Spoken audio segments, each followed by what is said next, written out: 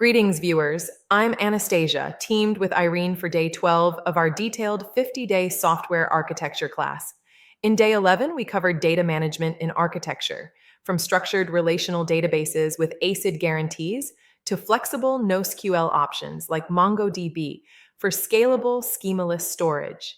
Today, we're advancing to caching strategies to improve performance, explaining how they minimize latency and database load, with a spotlight on in-memory caches like Redis, showing practical implementations that integrate with distributed systems for faster, more efficient applications. Well summarized. Anastasia, caching is a performance powerhouse, building on data persistence to optimize access in real-time scenarios.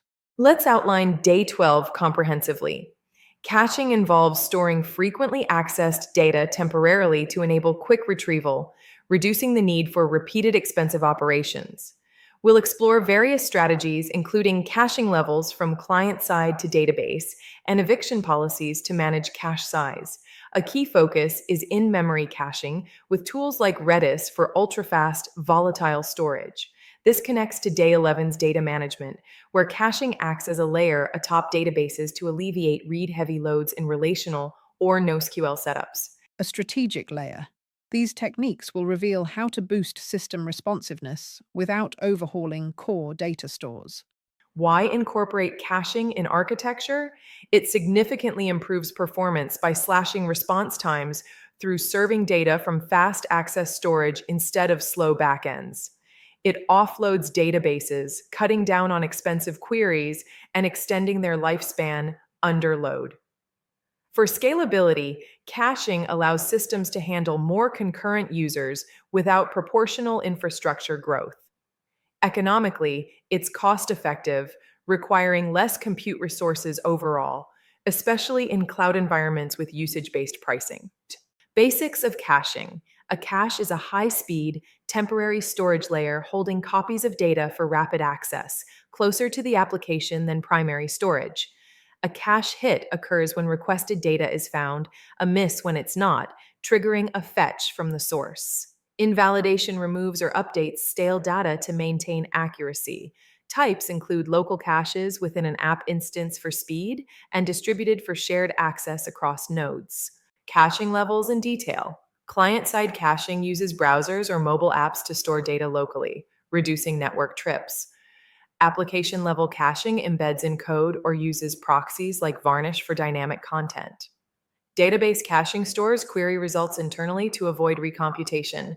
Content delivery networks cache static assets globally for edge delivery, minimizing latency for users worldwide.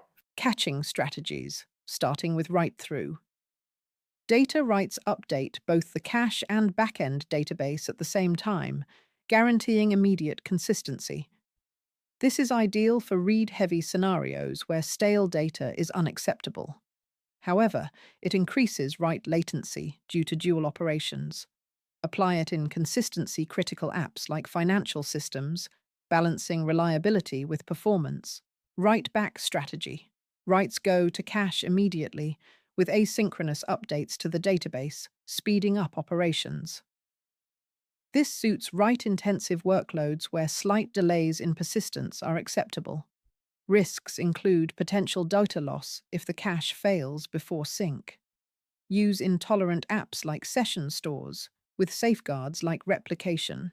Write around.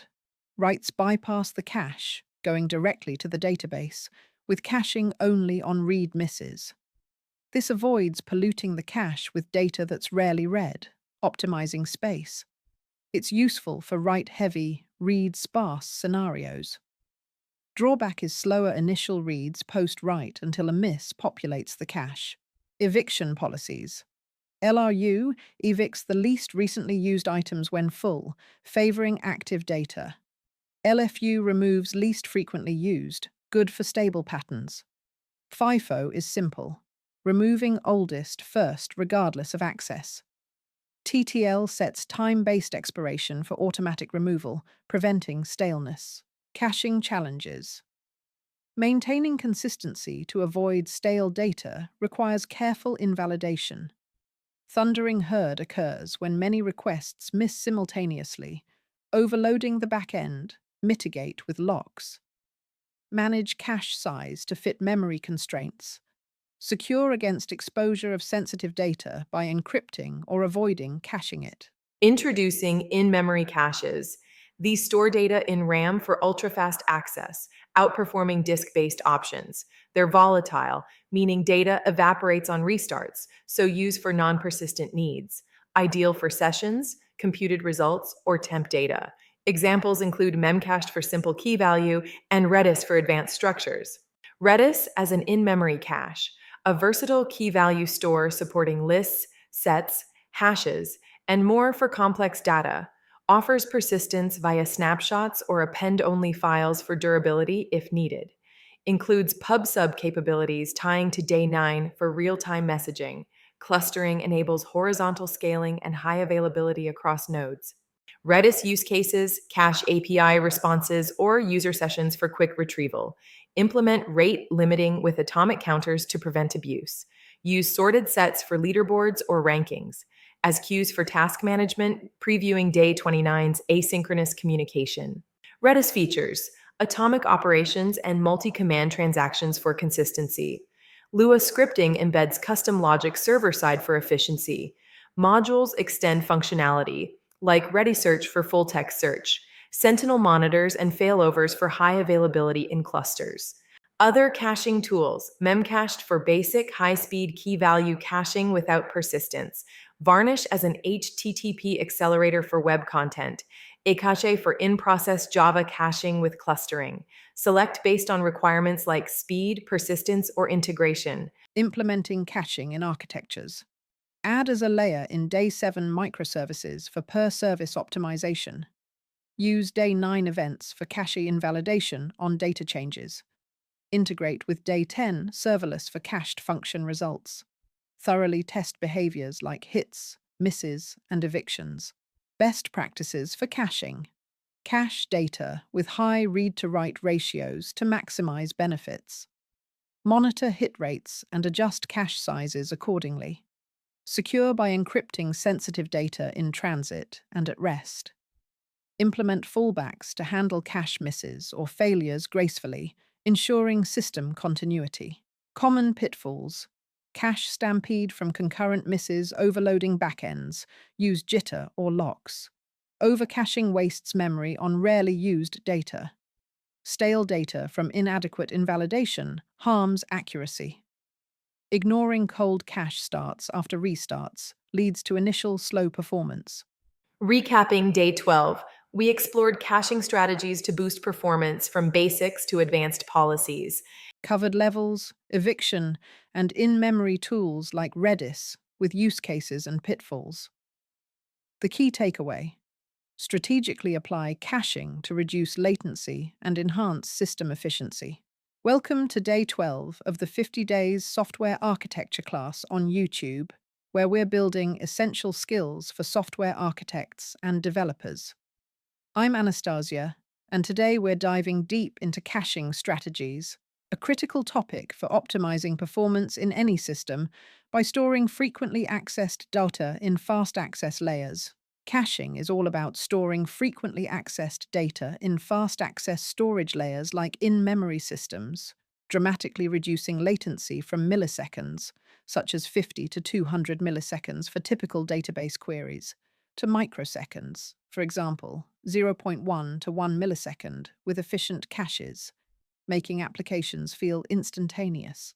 This not only speeds up response times significantly, but also offloads primary data stores like relational databases such as PostgreSQL or MySQL, allowing systems to scale effectively under high loads, handling scenarios like 10,000 or more requests per second without overwhelming the backend. We'll explore various cache levels, from client-side browser storage like local storage with 5 to 10 megabytes limits, to CDN edge caching with Cloudflare or Akamai, achieving over 95% hit ratios for static assets. Proxy servers like Varnish or Nginx at 80 to 90% hit rates. Application-level in-heap caches like Caffeine in Java up to 1 to 10 gigabytes. And finally, distributed in-memory systems like Redis, This builds on our previous discussions on Day 11's data management, where caching acts as a performance layer for query results, and Day 10's serverless architectures, where it reduces cold starts in AWS Lambda from around 500 milliseconds to under 100 milliseconds by providing cached responses, improving overall efficiency. Let's start with core strategies, beginning with cache aside, also known as lazy loading, a common pattern where the application takes direct control over cache population. With cache aside, the application first checks the cache for data on a read request.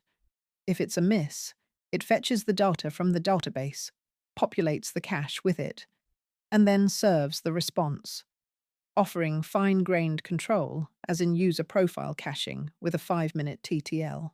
While offering fine-grained control and flexibility, a cold cache in cache aside can lead to a thundering herd problem, where many concurrent requests miss the cache and hit the database simultaneously, causing a surge in load like hundreds of queries overwhelming PostgreSQL at once. Other strategies include read-through, where the cache provider, like a Redis proxy, transparently handles misses by fetching from the database itself, and write-through, which synchronously updates both the cache and database on writes to ensure strong consistency, though at the cost of higher latency. Write behind, also called write back, first writes data to the cache asynchronously for high throughput, then batches and flushes updates to the database later, which boosts performance in write-heavy scenarios, but carries a risk of data loss if the cache fails before flushing. Now, let's focus on Redis, the open-source in-memory key-value store released in 2009 by Salvatore Sanfilippo and now maintained by Redis Inc., which has become a cornerstone for many high-performance applications due to its versatility and speed.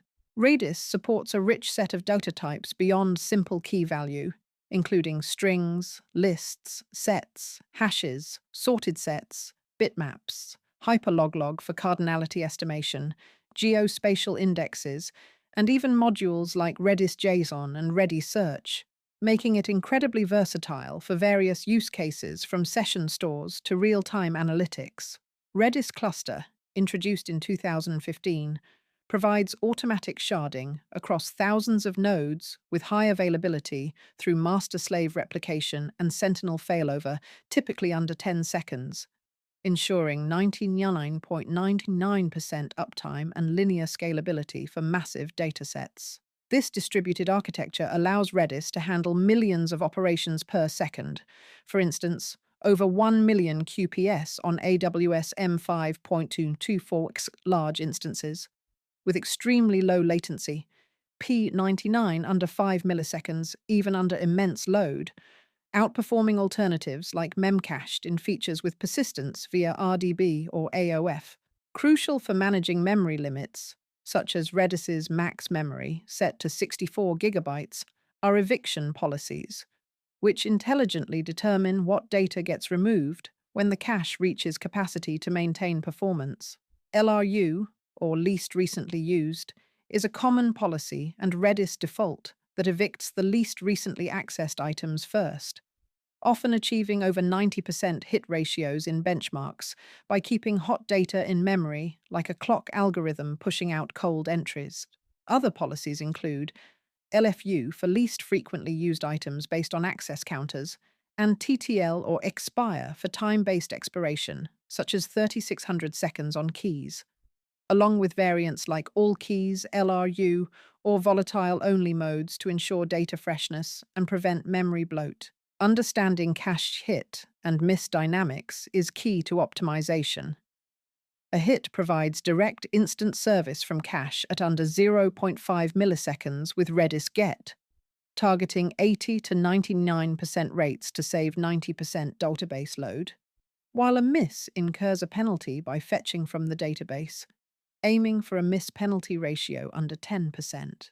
In high-load scenarios, caching integrates seamlessly with microservices via service meshes like Istio with Envoy sidecar caching, API gateways such as Kong backed by Redis, and tools like PG Bouncer for database connections, further enhancing system resilience and throughput. This aligns with Day 2's solid principles for designing extensible cache layers, such as single responsibility interfaces for cache providers, and emphasizes monitoring key metrics like hit ratios via Prometheus Redis exporter, along with evicted keys per second and latency graphs. Caching is a powerful tool in software architecture that transforms performance and scalability by reducing latency, offloading databases, and enabling high-throughput systems. Master these strategies, from cache aside to Redis cluster and eviction policies, to build more robust and efficient architectures. See you next time in the 50 Days Software Architecture class. Day 13 covers security and software architecture, including authentication and vulnerabilities. Recapping day 12, we explored caching strategies to boost performance from basics to advanced policies.